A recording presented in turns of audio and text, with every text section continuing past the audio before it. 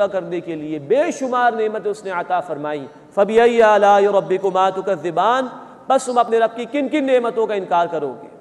وہیں اللہ تعالیٰ نے انسانیت کی روحانی ضروریات پوری کرنے کے لیے اور ان کو صراط مستقیم دکھانے کے لیے اور ان تک ہدایت پہنچانے کے لیے اللہ تعالیٰ نے رسولوں کو بھیجا جو بشارت سناتے تھے حق قبول کرنے والوں کو اور خبردار کیا کرتے تھے اللہ کے حق کا انکار کرنے والوں۔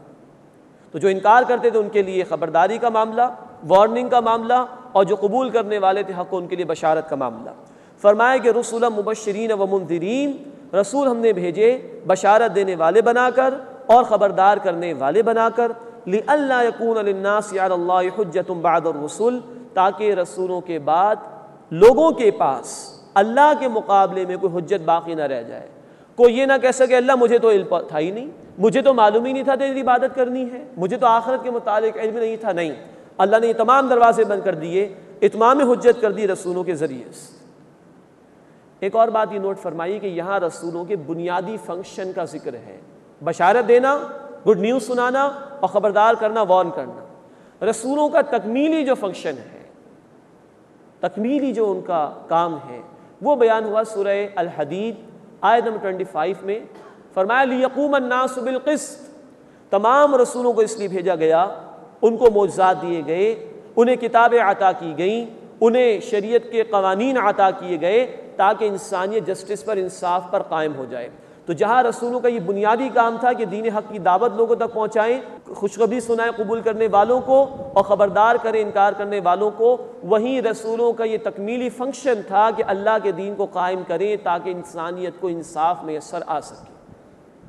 اب یہ ذمہ داری امت مسلمہ کے کاندھوں پر ہے۔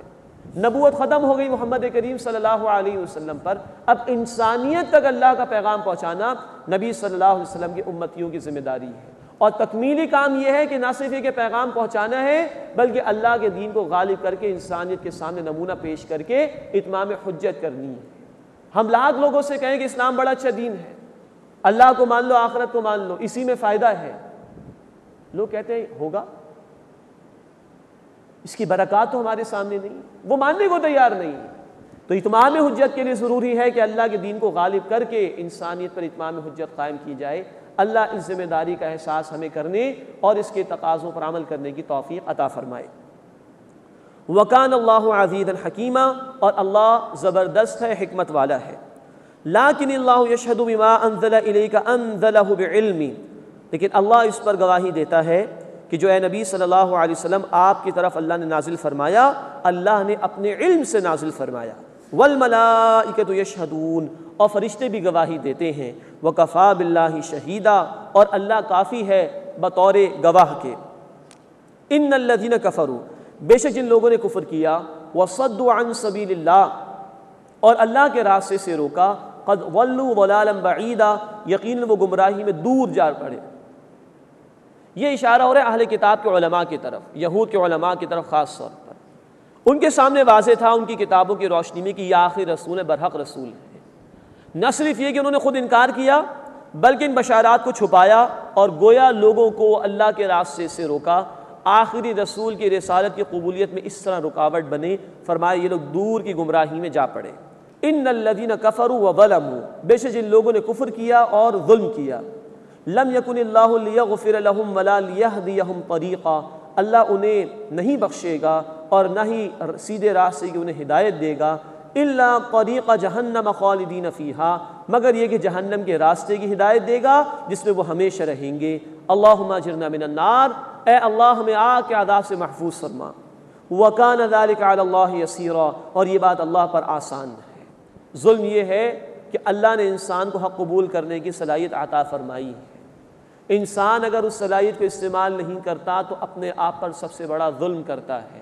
ایسے لوگوں کے لیے فرمایا کہ کوئی ہدایت کا راستہ نہیں، ان کو جہنم میں ڈالا جائے گا۔ اس کے بعد اب رسالت محمدی صلی اللہ علیہ وسلم کو قبول کرنے کی دعوت دی جا رہی ہے۔ یا ایھا الناس، اے لوگوں، قد جاءکم الرسول بالحق من ربکم، یقیناً تمہارے رب کی طرف سے تمہارے پاس رسول آ گئے حق کے ساتھ۔ فآمنوا خیر لکم، بس ایمان لے آؤ، اسی میں تمہاری خیر ہے۔ وَإِن تَكْفُرُوا، اور اگر تم انکار کرو گے، فَإِنَّ لِلَّهِ مَا فِي السَّمَاوَاتِ وَالْأَرْضِ، تو بے شک آسمانوں اور زمین میں جو کچھ بھی ہے اللہ ہی کے لیے ہے۔ تمہارے انکار کی وجہ سے اللہ کی شان میں کوئی کمی واقع نہیں ہو جائے گی، وہ بے نیاز ہے۔ وَكَانَ اللَّهُ عَلِيمًا حَكِيمًا، اور اللہ خوب علم رکھنے والا، حکمت والا ہے۔ اس کے بعد اہل کتاب کی ایک بری روش، دین میں غلو اور زیادتی کی روش اختیار کرنا، اس پر سرزنش کی جا رہی ہے۔ فرمایا کہ یا اہل الکتاب لا تغلو فی دینکم، اے اہل کتاب دین میں غلو یعنی زیادتی نہ کرو۔ یہ خصوصاً اشارہ ہے عیسائیوں کی طرف۔ انہوں نے اپنے رسول یعنی عیسیٰ علیہ السلام کی محبت میں اتنا غلو کیا کہ ان کو خدا قرار دے دیا، اللہ کی خدائی میں شامل قرار دے دیا، معاذ اللہ۔ ہمیں اس سے منع کیا جا رہا ہے۔ اللہ کے رسول صلی اللہ علیہ وسلم نے فرمایا، بخاری شریف کی حدیث ہے کہ دیکھو میری تعریف میں مبالغہ آرائی نہ کرو، میں فقط اللہ کا رسول اور اللہ کا بندہ ہوں علیہ السلام۔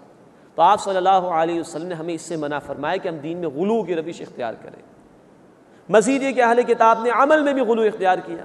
سورۃ الحدید آیت نمبر 27 میں اس کا ذکر ہے کہ رہبانیت انہوں نے اختیار کر لی، اللہ کی محبت میں، اور جھوٹی محبت تھی بیسیکلی، دنیا کو ترک کر دیا اور جنگل بیابانوں میں نکلنے کی روش اختیار کی، جس کا نتیجہ یہ نکلا کہ فطرت سے دور گئے، اور پھر بے حیائی اور فحاشی کا جو سیلاب آیا، ان کی کتابیں اور تاریخ کی کتابیں آج بھی گواہی دے رہی ہیں کہ شادی کا انکار کیا اور انلیگل ریلیشنز وہ قائم ہو جایا کرتے تھے، اور معصوم بچے پیدا ہوتے تھے ان کو قتل کر دیا جاتا تھا اور چرچز کے تہخانوں میں دفن کر دیا جاتا تھا۔ اس انتہا کو پہنچے، یہ دوسری انتہا پسندی ان کی، اور دوسری دین میں زیادتی کی روش جس کو رہبانیت کہا جاتا ہے۔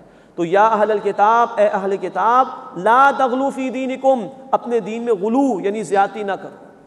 اللہ کے رسول صلی اللہ علیہ وسلم نے فرمایا سنن نسائی کی حدیث میں کہ غلو سے بچو، دین میں زیادتی سے بچو۔ پچھلی قومیں اسی وجہ سے ہلاک کی گئیں کہ انہوں نے اپنے دین میں غلو اور زیادتی کی روش اختیار کی تھی۔